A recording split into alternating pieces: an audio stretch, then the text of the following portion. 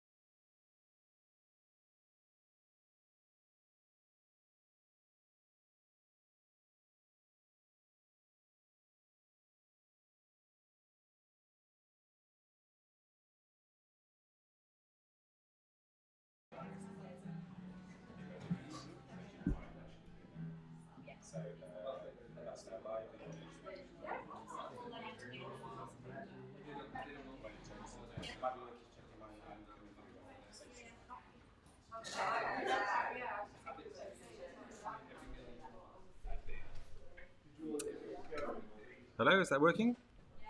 Marvellous. Hello, live streamers. Just talking to the internet for a second. Hello, everyone in the room. Thank you all for coming to Sheffield Content Club number 9. A slightly odd one this month, partly because it's the school holidays, so lots of people are doing stuff, and just holidays, like it's the summer. And there was a Sheffield United match going on, so we might have people just wander in, and we welcome them with open arms and hopefully change their career in the process, or they carry on. We could have lots of podcasters and content designers come in. Who knows? That's the exciting part of it. And I will go through my slides, and hopefully they will work. They do. So if you haven't been to Sheffield Content Club before, hello, welcome. Very Meta is me. That's just my freelance company. I'm a content designer too. I'm looking forward to finding out how to do it from Faye, because I just stumbled into it. I was like, I'm going to call myself a content designer because it seems like that's what people are doing. But I'm really looking forward to Faye's talk, because it's what I do too. Little Messers is Tom, who's not here, but Joe and Rebecca, who help out and make it all possible. They do social media, paid social, and other exciting things like that, if you need any of that stuff.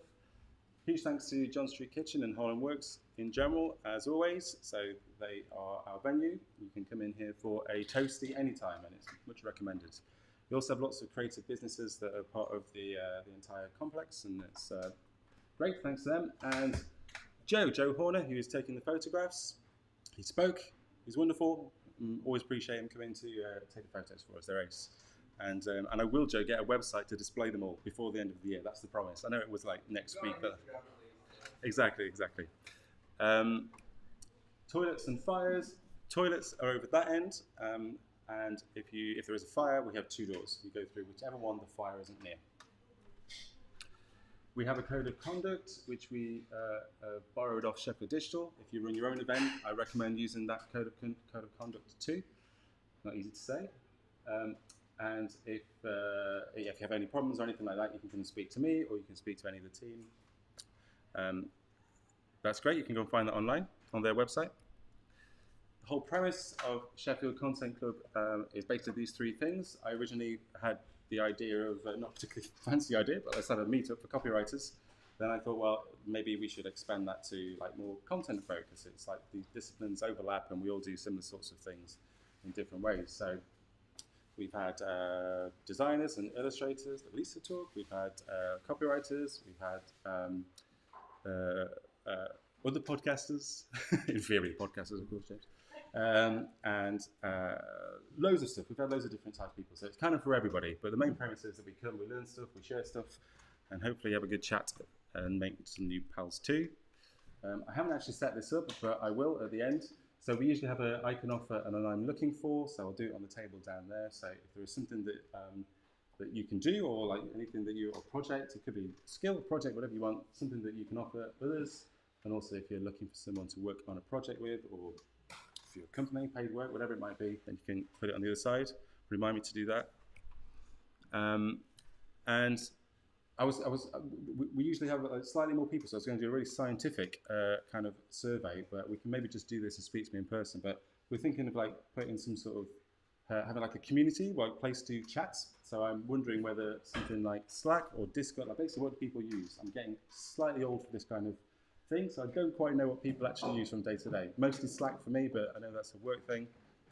So if anyone wants to come and speak to me about that afterwards and has a suggestion or wants to email, that's fine. This is the most important thing. So we have 2 speakers. We've got Faye and we have James, and I'm really looking forward to both of their talks. Huge thank you to them for giving their time, putting their presentations together, and of course coming to speak to us. The first person to speak is going to be Faye Goodworth. Give her the biggest round of applause we can put together as a team.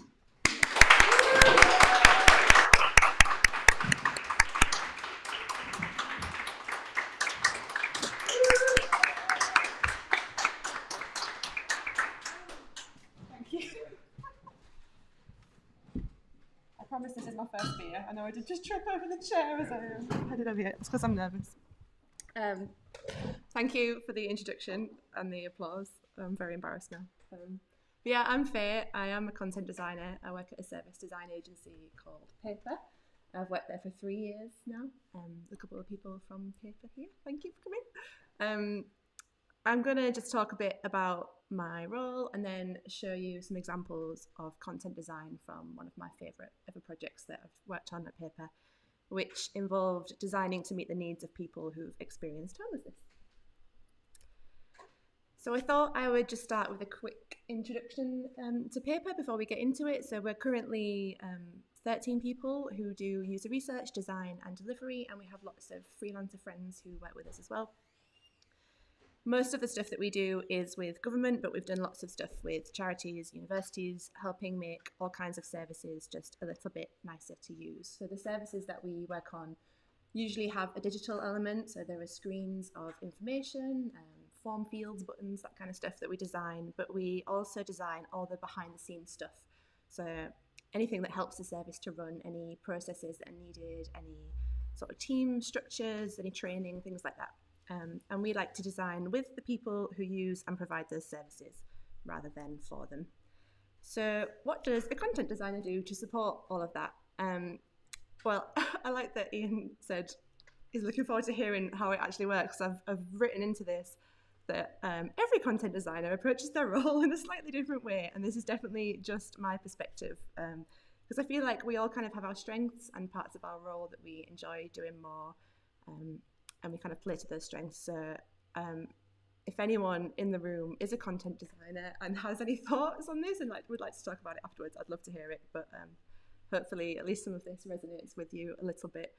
So the role came from government initially, I think, and this is just the job description, or it's taken from the job description on gov.uk.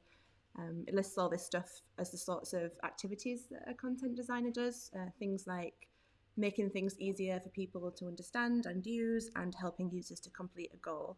And that involves working really closely with user researchers to understand what users need from your content, and then testing your content to make sure that it's met those needs. So it's quite a broad description. I don't think it's that well defined, because what even is content? Here they literally describe it as things, so it doesn't help, it doesn't answer that question. It could be anything. It could be words, it could be something else. But as I said, I quite like how open to interpretation that is, because it means you get to sort of choose the kind of role to take based on what it is that you're good at. So that works quite well for me. And the role does take lots of forms, in government. So there are content design teams who write guidance for gov.uk, like this lovely COVID guidance page, which I'm sure everyone is familiar with. Just making sure that's really clear and consistent, so that as many people as possible can understand it. And there are content designers who work as part of a multidisciplinary team to create products or improve products and services. They are usually the only content designer on the team. It can be quite a lonely job, or maybe one of two if we're lucky, working closely with other designers, so interaction designers, service designers, to create user journeys a bit like this one. And that journey might include going to visit guidance pages as well. So it's just about making sure it's all really joined up and cohesive and consistent. So I would say that this service design side is what I kind of do most of in my role at Paper. So my role does overlap a bit with other designers, but I'm usually the only person on the team obsessing over words and choosing the right words. So often as a content designer, you're the one who's responsible for any decisions about language or style, tone of voice. And there's just a couple of articles here, my favourite articles written by content designers. They're both from the NHS, just about using research and prototyping to find out which words make the most sense to the most amount of people. And you can see the article on the right in particular, I think, really just shows how crucial it can be to get language right, and what the consequences can be if you don't properly consider the words that you're using, especially in an organisation like the NHS. Obviously crucial to make sure that the way you describe things are understandable and useful as well for everybody who's reading that content. So that's a big part of a content designer's job as well. So that's the theory of content design, and now I'd really like to show you what content design can look like when working on a service. So the work I'm going to talk you through is not a government project, but it's a project called High Future, or Homeless Inclusive Future, which is run by a social enterprise over in Manchester called Noisy Cricket, and their goal is to dismantle the barriers, the real barriers and the perceived barriers to employing people with lived experience of homelessness. So I'm just going to have a sip of my drink, let you read that. So our team started by conducting research interviews and facilitating workshops with both representatives from businesses in Manchester and people with lived experience to understand what those barriers are. And we got loads of insight from the research, which we took into the design. Just selected a few of those here. So we learned that hiring requirements can exclude people, for example, demanding a fixed address, bank details, a CV with no gaps in it, business clothes, things like that. Job requirements can exclude people unnecessarily as well, so requiring existing skills and experience that not everybody has equal access to, but can actually sometimes be developed once you're in the role. You don't actually need to have them before you start necessarily. There are biases that leave people feeling disempowered and dehumanized, like an expectation someone should take any job that they can get rather than a job that's fulfilling, matches their skills and pays them fairly, which would mean a job that someone is more likely to keep as well. And that's better for everybody. Even employers want to retain their staff, so everyone is a winner if you can get somebody into a sustainable job rather than any job. And just call out another one, people might have limited access to technology to spend time searching and applying for the right job as well. You might find that people have an hour in a library to look for jobs and apply for jobs. So they're constrained in that way. So we took all of this research and we decided to design a more inclusive way for people and organisations to find each other. And where we started was essentially two forms. So one for a person completing a profile and entering search criteria, and another for a business designing and publishing a job advert. And we thought about how we match the information from those two forms together to find the right jobs for the right people and vice versa. So before we began, we spent some time as a team agreeing what we wanted to achieve and setting some principles for how we'd get there as well. So at Paper, we used something called a how might we statement. I don't know if anyone else is familiar with that, but it's just a way to frame opportunities to solve the problem.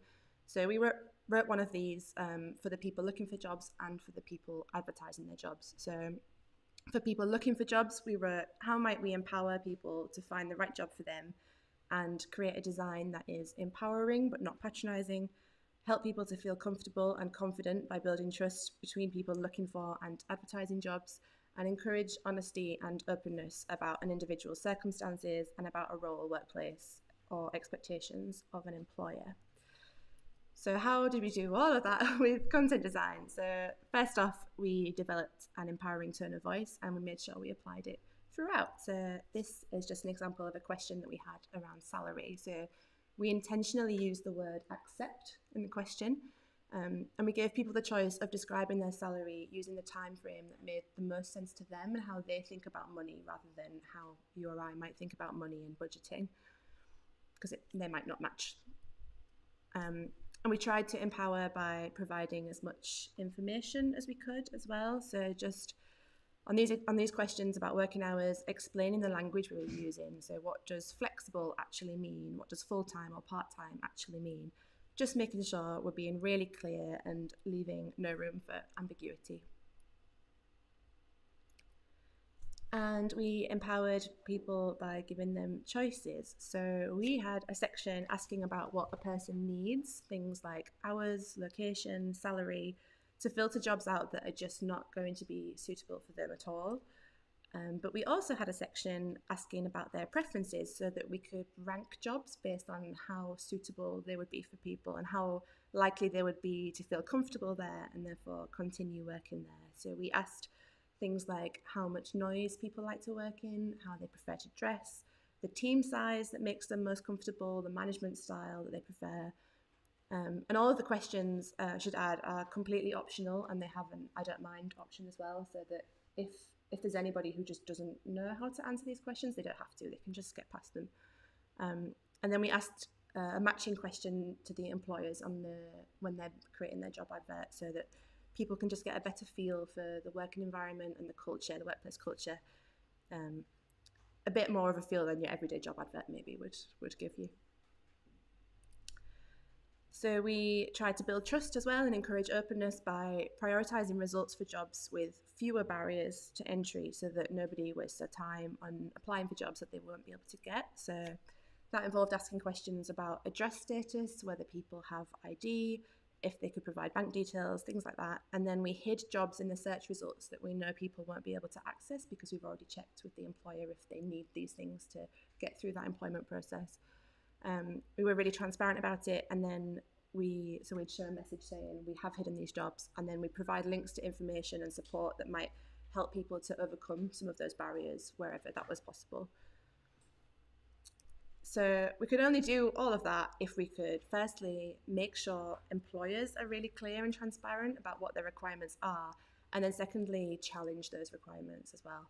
So our how might we statement for employers was how might we help businesses to surface and acknowledge their biases and put the onus of change on businesses and not job seekers, inspire behaviour change, and reassure businesses that change is possible and try and make it easy for them to change. So I will just caveat, the businesses that will be using this platform have already engaged with High Future. So they've taken part in educational workshops, they've integrated homeless inclusion into their EDI strategies, their inclusion strategies.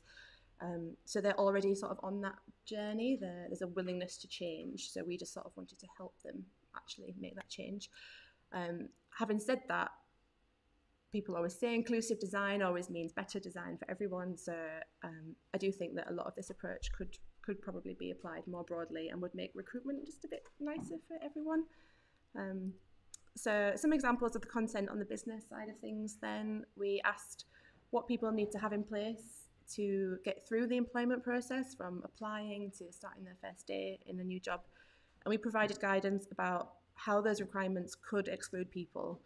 And then, and this is my favourite bit, we asked what essential skills, emphasis on essential, are needed and required the person who's filling this out to specify whether a skill can be learned on the job with some support or if it actually needs to be in place.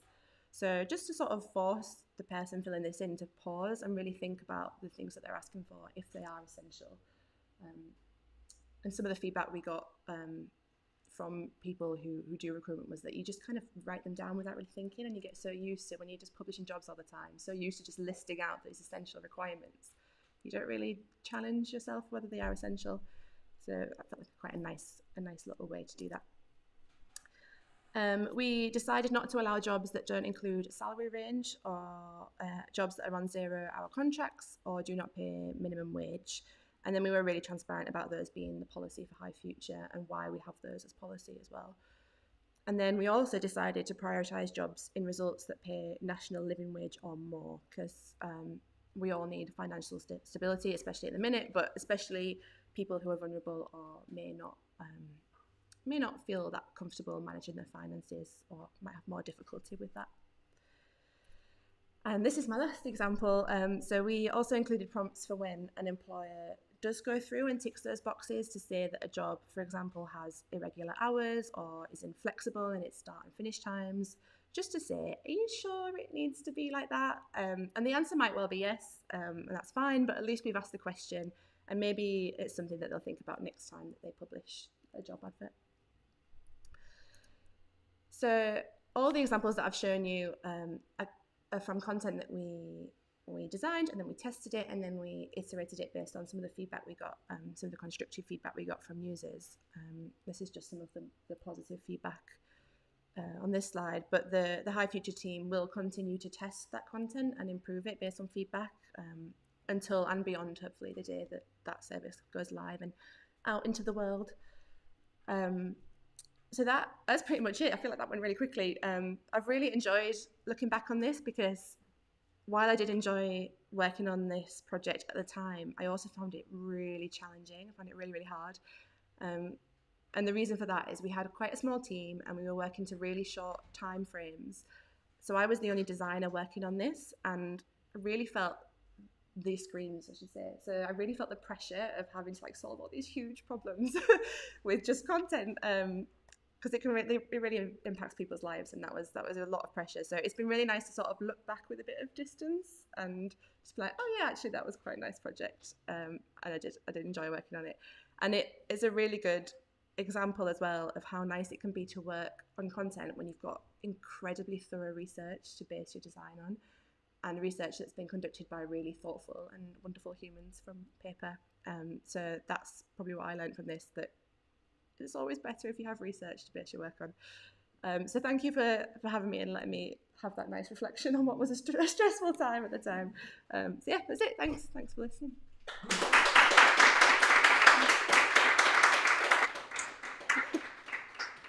Thanks, Faye. Does anyone have any questions? I have one about, at one point you said that you purposely chose the word accept. How do you go about like decisions like that when you're literally trying to choose individual words and what would be best? God, how do I don't know really.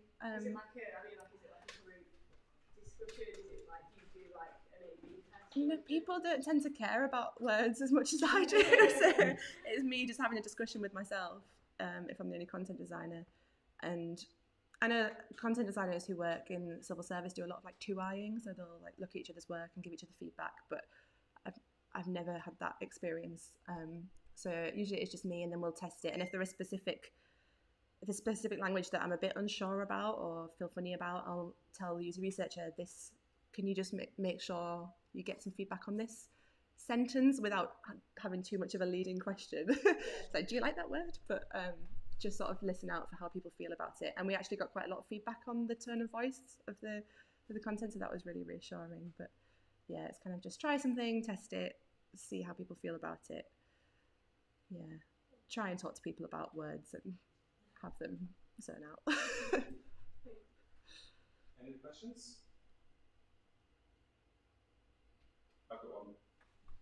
How did you get into content design? How did you become a content designer? And maybe probably annoying question is, how does it differ from? I actually think that entire 50 minutes was a really good example. You've answered the question already, but how is it different from like copywriting, I suppose, which is what yeah. Right, a lot of people all comes with. Yeah. I did copywriting before this, so it's something I think about. So yeah, I did languages at university, and then went into sort of translating children's books in Spanish.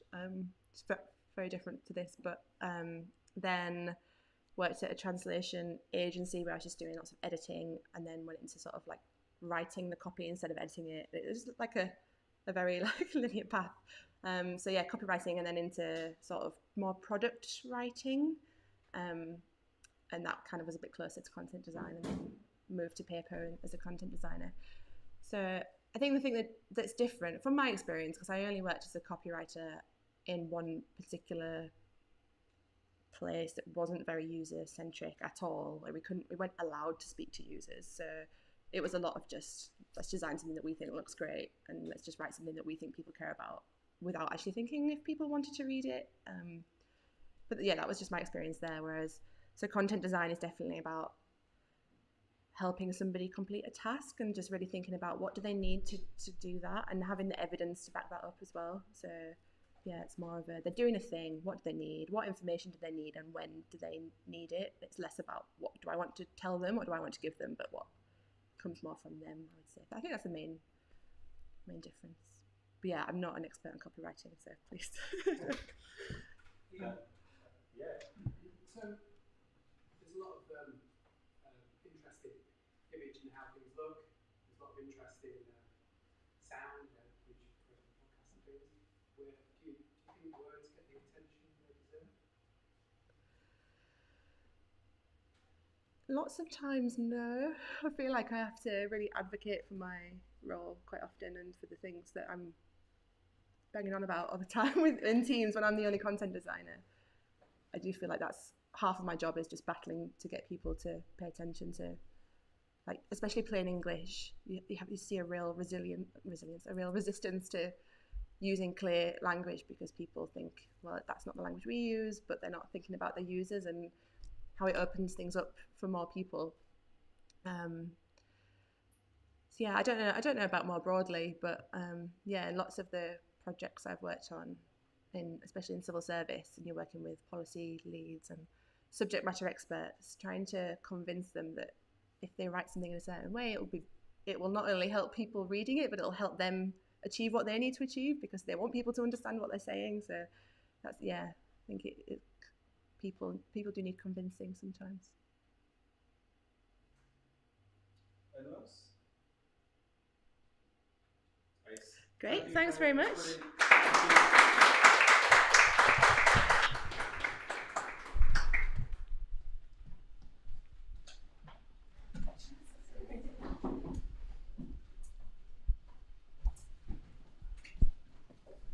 This is where I embarrass myself by just coming up here for one slide and having to sort of slide back into my seat. I'm going to do it anyway, though. I'm not bothered. So I had got a task, purposely riscally worded task, if riscally is a word. Riscally, quite like that word. Last time we did this, we asked another question. I don't know what it was. It's a very important question. Oh, it was share something that you're working on, something like that. I thought it might be good just to spend 4 minutes maximum, just like maybe turn around and share a tool that you use in your everyday work that you think other people might not know about, or that is like essential to you. Use the purposely broad definition of tool to go for it, whilst I go and have 3 or 4 minutes over there.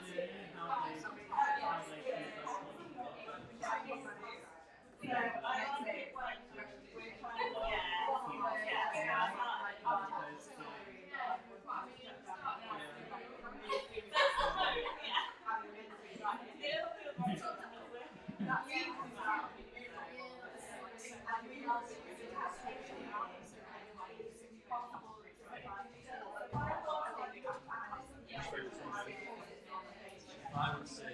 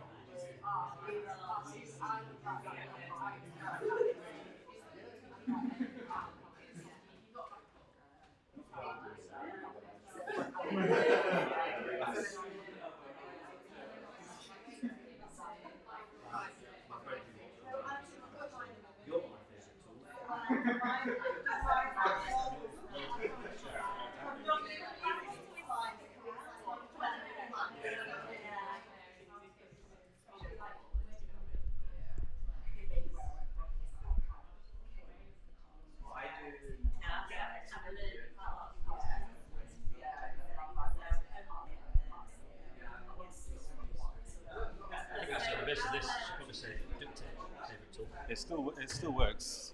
Everyone can hear us perfectly. I think it's the microphone people on the live stream is duct taped together so that we can make it happen. Not least because I forgot the right equipment again. Your favourite tool, not the best segment for you, I appreciate, but we're nearly done.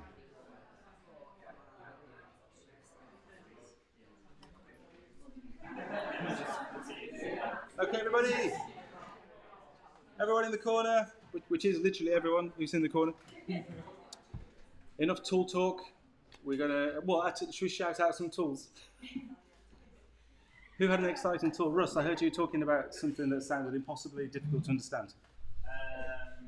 Using a thing called Midjourney, which is an AI image generation thing. So you just describe what you want, and it will paint a sort of actually really detailed picture. Sometimes I tried to get do incongruence earlier, and did like this amazing picture of this sort of Incan temple that it did for me. So all the illustrators are going to be challenged by that. Interesting. It's quite cool though. Okay. Anyone else? Favourite tool they're willing to share?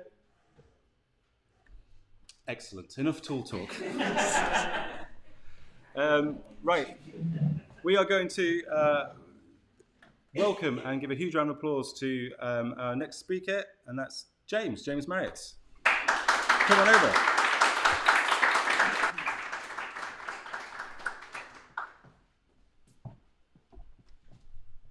Thank you. Hello to everyone online. They've got the right idea, haven't they? Because they can do this naked, don't have to wear clothes. That's the way we're doing it. Yeah, I'm James. I don't know why I put a photo of myself when literally sat here. You can see me. Probably got slightly less hair now than I did then. Yes, I'm James. I am a podcast strategist. However, after Faye's talk, I think I'm going to change that to a podcast designer, which sounds a lot better. I learned a lot from the last talk. I hope you did as well, because you're going to learn nothing from this at all. I am a regular attender of Sheffield Content Club, and so I would like to thank Ian and for Tom, partly for asking me to do this, but mainly for holding it 200 yards from Bramall Lane when it's first versus second, which as a Wednesday fan is brilliant. Really pleased. I did decide not to wear a Wednesday shirt to come down and do this today, knowing that I'd have to walk along London Road. However, and this is true, and I wanted to take this top off because it's really warm, but I thought I can't if I'm going to tell you this story. As I walked past the pub on London Road, someone went, "NASA wanker." Like, I might as well have worn the Wednesday shirt. I may start undressing myself as I do this talk, because it's going to get really warm. This is actually the first time that I've done an in-person talk since the pandemic, so prepare yourself. It will be rubbish. Seriously though, because people ask me to do things like this and do talks and stuff like that, thinking, James was on the radio, he'll be brilliant at doing this. And I'm like, whoa, like, we are on the radio, you are sat in a padded room by yourself, talking to the wall. You compare that to this, where I can actually see people's faces. So on the radio, you can tell a joke and sit there going, "Oh, am I funny? I'm so clever." And here, when you see these like emotionless faces looking back at you, you realise that you are just a NASA wanker. It's true. Some good news for you here, which is when I was first kind of preparing this talk and going through different ideas, one of the things that I looked at doing was to pick on someone in the audience, get you to come up and sit with me and talk about what you do and your work and what you like and things like that, and start putting together kind of like a podcast plan for you. But I realised that it wouldn't work. It's quite hard to do in 10, 15 minutes. The clients that I work with, that kind of takes a day to do all that kind of stuff. So compressing it into 10 minutes wouldn't work. And secondly, it would be a bit shit. So decided not to do that. So instead, and this will still be a bit shit, I'm going to talk you through my journey. And that isn't because I think there's anything special about my journey as such. But I do think that in content and in creative and in digital, that there isn't really such a thing as a kind of a typical career path. And I quite like hearing other people's routes into how they got into doing what they do now. So for me, growing up on an estate in Barnsley, didn't go to university, to being a newspaper journalist, to running a group of radio stations, to working on some of the biggest radio brands in the UK, and now working with businesses and brands right around the country and some abroad as well. My journey certainly isn't what you would call typical, and I don't for 1 minute think that that kind of my career path is inspirational in any way. But I kind of want to use it to show you that I don't think there are any rules. So it doesn't really matter where you come from. You don't have to be X to be able to do Y. And whatever you're doing at the moment, if there's something that you want to kind of go on and do, then there's no real reason why you can do that. I did also say to Ian and to Tom that I would do some podcast tips as well. Blatant lie, not doing that at all. But if you do want to ask me about any questions about podcasting, feel free. In fact, if you want to start a podcast, just hire me. That's the answer. The slides aren't going to be very good. They are mainly going to be embarrassing photos of me from over the years. Please don't think I'm being vain by doing that. I just really enjoy highlighting how bad my hair loss has been over the years. So I'm going to start by going back to the age of 14, which is when I did my first radio show on a community radio station in Barnsley. And here is the proof. There's quite a lot to pick apart here, isn't there? We've got headphones that are held together with electrical tape. That is radio industry standard. In fact, tonight we've used duct tape to hold the gear together. Garbage were my favourite band, still one of my favourites. And actually, if you look really closely, you can see there's a record deck there.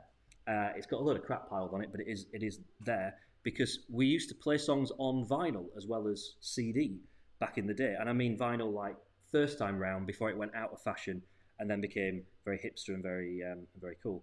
The downside of it was if you are playing a song on the record deck and you came in with your cup of tea and you put it down on the desk too hard, it would just skip to the end of the song.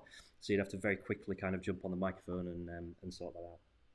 So yeah, 14 years old, that's when I got the radio bug, and I knew that it's what I wanted to do. I was at school in a place called Peddiston, which is between kind of Barnsley and Sheffield. I did my GCSEs and then I stayed on there to do my A-levels at sixth form. And this was the first point in my life when I realised that I am naturally lazy. I am just naturally bone idle. So I didn't connect with A-levels at all, to be honest. I spent most of my time in the pub. And this was, and I don't know if this is still the case, but this is when they used to have a point system for A-levels. So if you got an A, you would get 10 points. If you got a B, you would get 8 points. So you would get a points total, and university courses, you'd need a certain number of points to be able to do that course. When I did my mock A-levels, I was predicted to get 8 points. And I accepted a place at a university in London to do a media course, which was 8. It might even have been 6 points, actually. Come the final exam, so come the actual proper A-levels, and I kind of thought, James, come on, you're going to have to make an effort here. I actually came out with 24 points, so I sacked off the shitty university in London. I rang Nottingham Trent. Their broadcast journalism course was kind of like the best in the country at the time. That was a 26-point course. And they said, there's no places on clearing anyway, because everyone's got the grades that they were expected to do. But they said, we will pre-accept you for next year. We'll give you a guaranteed place on our broadcast journalism course for next year. Take a year out and then come and study next year. So I thought, yep, brill, I'll do that. I got a job in a bar. And at the same time, I actually saw my local newspaper, the Barnsley Chronicle, was advertising for a trainee reporter. And so I applied for that and I got that. And I thought, this is a good way to spend a gap year. Here is my first front page story, which I still have. It's gone a bit yellow over the years. It's exciting about a community centre in Hoyland Common. Very good. I actually took to it really well. And in the year that I was planning to be there, I got a couple of promotions. I had some stories that made it into some of the national newspapers. I got chased down the street by a couple of people throwing bricks at me. So I learned a lot. That was a good year for learning stuff. And I kind of thought that the stuff that I was learning was invaluable. So I rang Nottingham Trent and said, do you mind if we just put this on hold for a little bit longer? And I'll give you a call in a year and see how things go. And it doesn't take a genius to figure out that call never happened. There may well be someone at Nottingham Trent sat by a phone thinking, he's going to ring. But no, I never made that call. So worked at the Barnsley Chronicle for 4 years and really learnt my trade as a journalist. But of course, radio was my first love. Really wanted to get back into radio. So we're now in 2003. and Ofcom, who look after all things radio for the government, they awarded a licence for a full-time radio station in Barnsley. Now, that's the town where I was living, where I grew up, station called Dern FM. So I went off to work there as a journalist, as a newsreader. Cheesy publicity photo incoming, there you go. It gets worse as well. Within a few months, I was made news editor, so I had my own kind of team, very small team of journalists. There we go. Proud of that. That is full-on pimp-esque, isn't it? I'm very proud of the subtle groin thrust that I've got going on there on that beanbag. While I was there, I also started doing some presenting work as well, and I actually took to that quite well. I enjoyed doing presenting alongside doing the news stuff. And then in 2006, the company that I was working for won another license to set up a radio station in Rotherham. And I'm not quite sure how it happened, but I got the job of basically running that radio station and also doing a live show every day.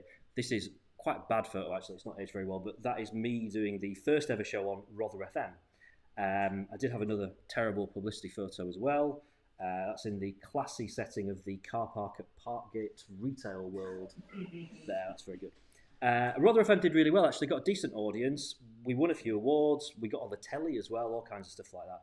So I was asked to take a job off air, so no longer on the radio, running 2 stations in the group. And I did that for a bit, and then they made loads of changes, and they put me in a new position running 4 stations altogether. So I'm going to speed things up a little bit here. Basically, I was based in Doncaster, and I did that job for about 8 years or so. One highlight that I do want to mention, which was interviewing One Direction on the week that their first single came out. It's such a shame, that's such a grainy, really crap photo, but other than interviewing One Direction, it was mainly an off-air job. I was spending time in meetings and kind of managing. I had a team of 15 presenters and journalists, and then about the same again who were freelance staff as well. So it was very much a management job, and I just really missed being sat behind a microphone and just talking to people. It's what I loved doing when I was 14. It's what I still love doing then. So along comes this, at the time, relatively newfangled thing called podcasting, and I was asked sometime around the summer of 2015, I was invited as a panellist on a Sheffield Wednesday podcast. People that are watching through the window will appreciate this, because I'm assuming they're all Sheffield United fans. This is the artwork of that podcast. Thankfully, graphic design in podcasting has got a lot better since then.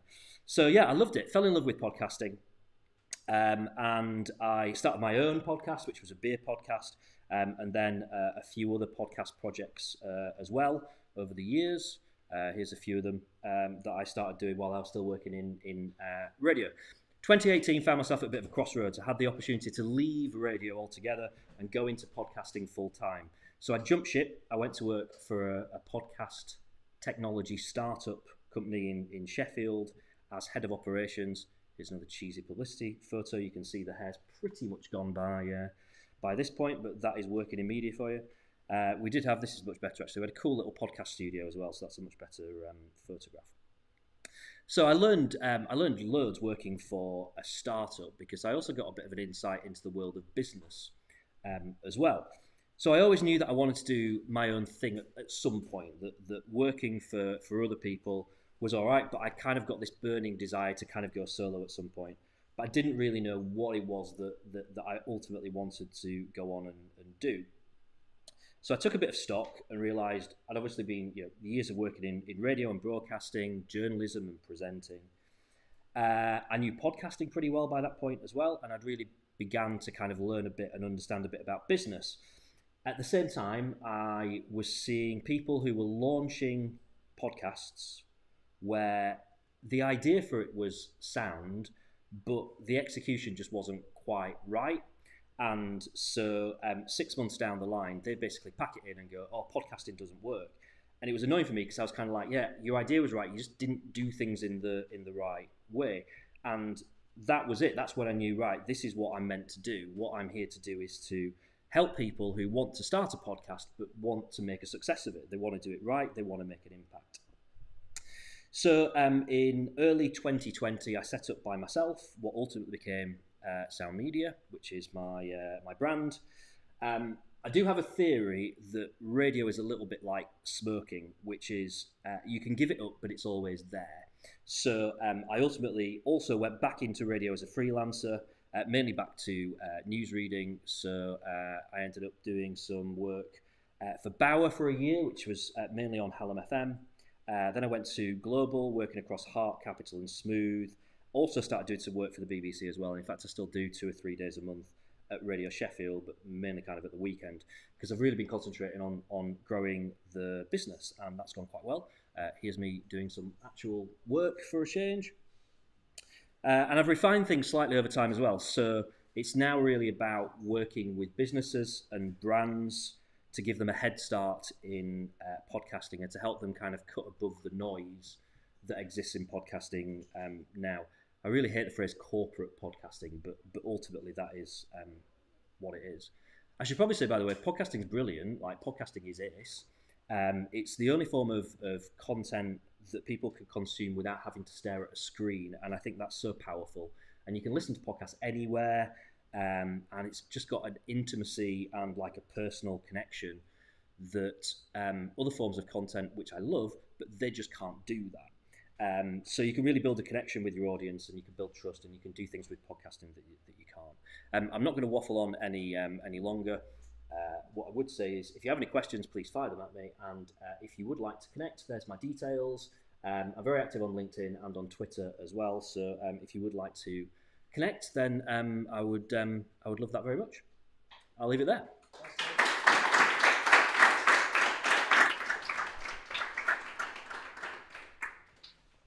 Cheers, James. Any questions? So 2 questions. Oh.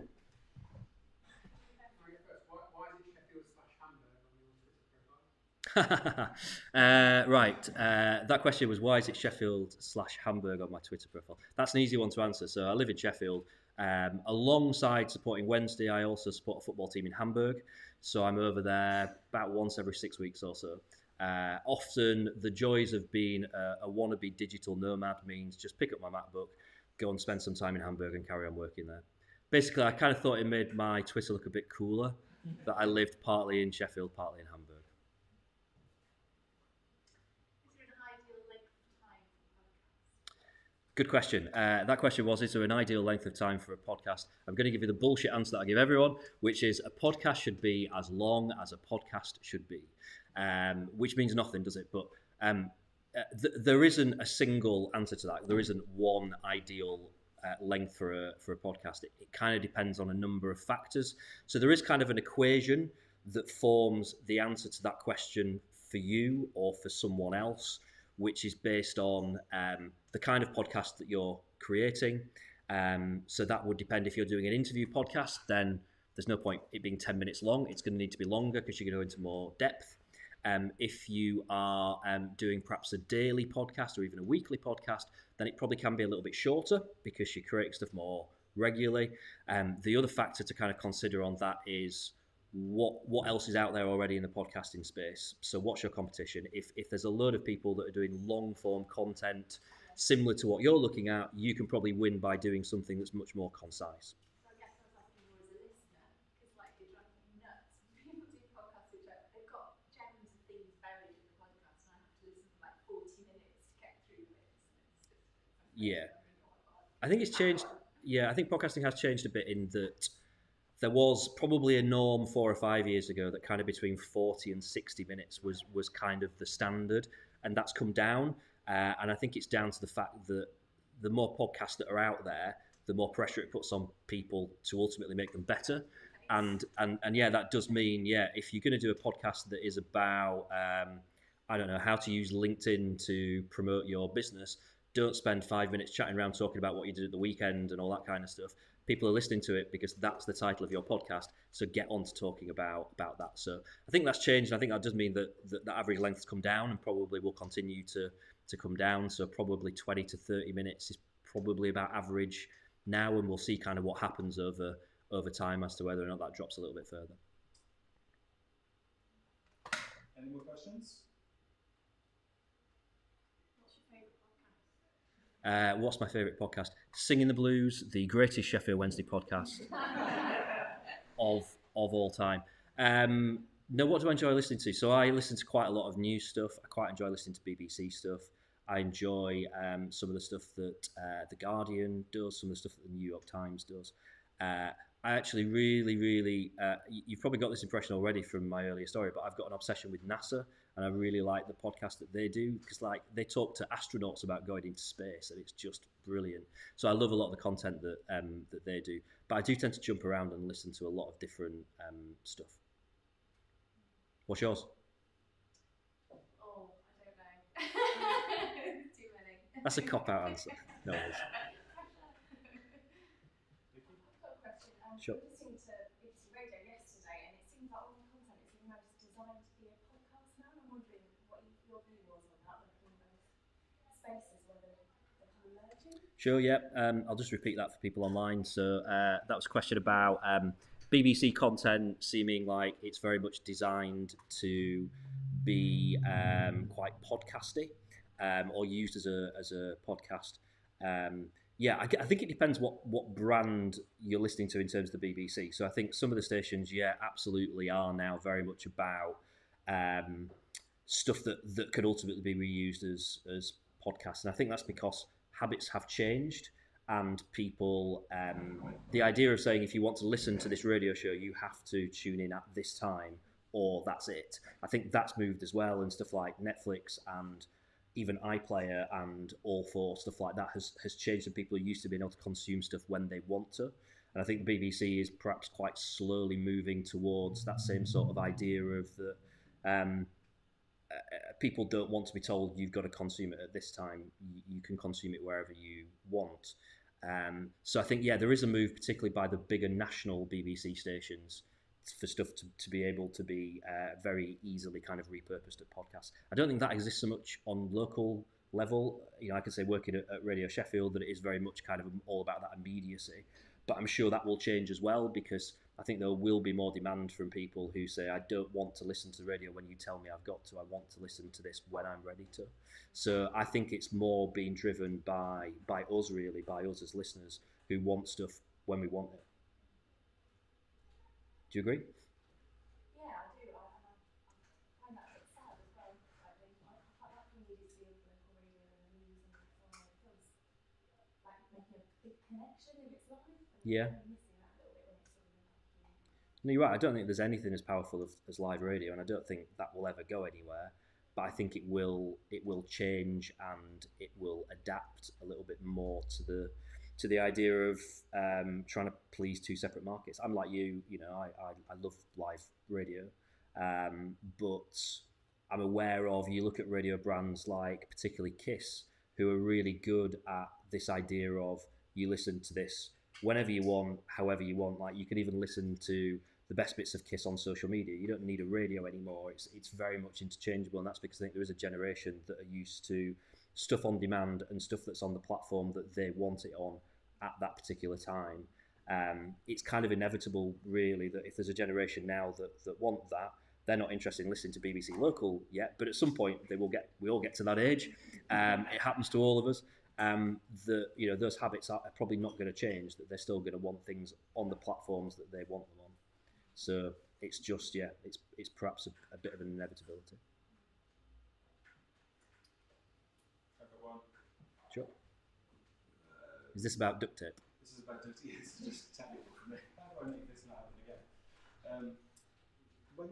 Lots of us perhaps in this room will do client work, and you can get client work that comes to you, and you think, I'm not sure this is a good idea, but I'm going to do it anyway because it pays, and it can be over within a few months. Something like 4 weeks or days or hours even. I've got like a brief window into the world of corporate podcasting, and I know sometimes the word this is like no, or maybe this is a bad idea, because with podcasting it's just much more personal. Quite often you have like CEOs or members of the team who want to be involved. Have you ever felt like you needed to say, I'm not sure this is a good idea, or how would you deal with that kind of situation? It feels like with something as sort of personal as podcasting, it's a bit different to like a writing project or something like that. Do I need to repeat all that for the stream? I tried to shout it. Just ask them. It was basically on the lines of clients who have a bad idea and want to do it. And yes, it does happen all the time, and I think it's because podcasting's kind of fun, isn't it? So I'm not saying that other forms of content aren't fun, but often a business, particularly that decides to go down the route of podcasting, it's a bit different to the other stuff that they're doing. It allows them to be a little bit more creative, and so they kind of approach it getting quite excited about, oh, brilliant, we'll do this and we'll do that and we'll do the other. So my job is to kind of go in and to be a little bit more strategic, which is to say, I mean, yeah, if you want, you're paying me, we'll do whatever you want. But in 5 years' time, you want the business to be here, and these are the people that you want to talk to for the good of the business. So if we do this idea that you want to do, that's not going to tick that box or that box. So what you're talking about is a pure vanity project. If you want to do that, fine, we'll do that. But in 6 months' time, you will come to me and go, yeah, we're going to stop because it's not going to work. So it's just guiding them down a slightly more strategic path in terms of realizing what is going to work for them from a business point of view. And that's why I prefer working with businesses now, because I think people that are starting a podcast for fun or a passion project, that's a lot more difficult, isn't it, to kind of set a strategy for, because it will generally center around getting as many listeners as possible, which I think is a really poor metric for measuring the success of a podcast. In business, you can tie it much more to those business aims, and most people in business want to make money. So if they're going to start a podcast, they want it to help them make money. So steering people away from shit ideas to stuff that's maybe going to work a little bit better, and often kind of just taking that initial thing that they want to do and just tweaking it slightly so it's still something that they think is fun, that they're still going to enjoy doing, but actually it matches that strategy that we've got to set down in terms of what's going to work from a business point of view. Does that make sense? I just think that one, how do you worked agencies before, everyone has the equivalent for me is like when an agency had its own blog and then sort of have the hunt around to say, can anyone find some new articles to go on the blog? And you're like, oh God, I don't know. Working this stuff. How do you work with people to sort of go, right, this is your 6-12 months worth of podcast sort of schedule and plan and all that sort of stuff? For a business, thankfully, most of that work's already done by the people that have come up with the blog ideas for the last 6 to 12 months. Because often we'll just sit down and go, right, what other content have you already done? Because that's generally the most important stuff that you want to get across. It's normally and often being done by people that have spent a lot of time thinking about it. So we'll sit down and think, brilliant, right, these are the main 6 topics. These are the things that got the most traction in terms of your other existing content. So these are the things that we will turn into podcasts. And I'm not saying that I get them to sit down and read out the blog, but it's taking that idea and thinking, right, who do we invite that's an expert on this to have a discussion about it? Or do we get 2 or 3 people from within the business to have a bit of like a roundtable discussion about it? Or if they don't already have that content, it's where kind of reverse engineering some Google searches for what are the kind of things that people are looking for, what are the questions that people have, and therefore literally coming up with podcast episodes that almost directly answer that. Like the title of the episode may be that question that people are searching for. So yeah, thankfully people like you have already done the hard work on in most cases. So I thank you for that. I think that's it. Thanks, James. Thank you. Thank you for having me.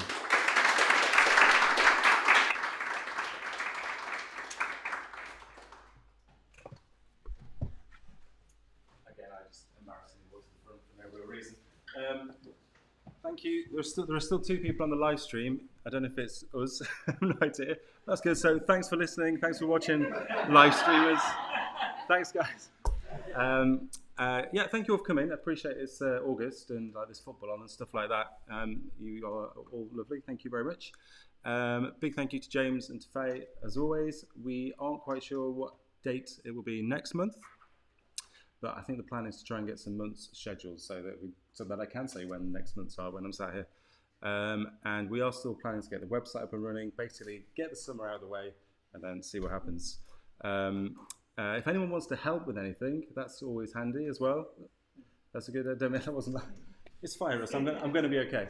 But we'd appreciate, we've sort of like writing for the website and things like that. We've talked about like anyone can get involved, like no one owns anything. So feel free to shout if you want to get involved in any way.